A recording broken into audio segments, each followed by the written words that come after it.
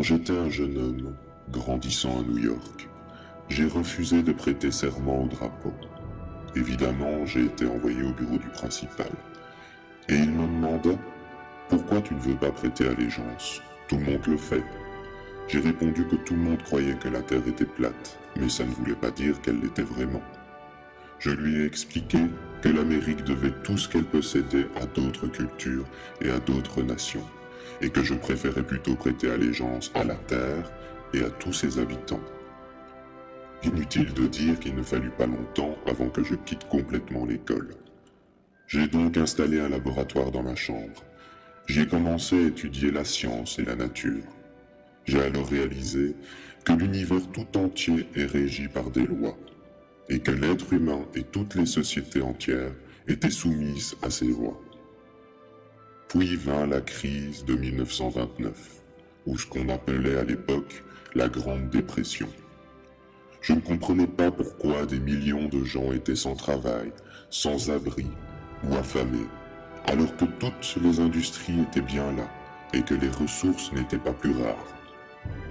C'est alors que j'ai réalisé que les règles du jeu économique étaient intrinsèquement invalides.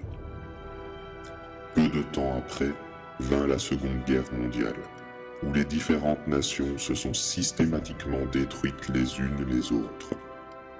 Plus tard, j'ai calculé que toutes les destructions et les ressources gaspillées à cette guerre auraient pu facilement répondre aux besoins de chaque homme sur la planète.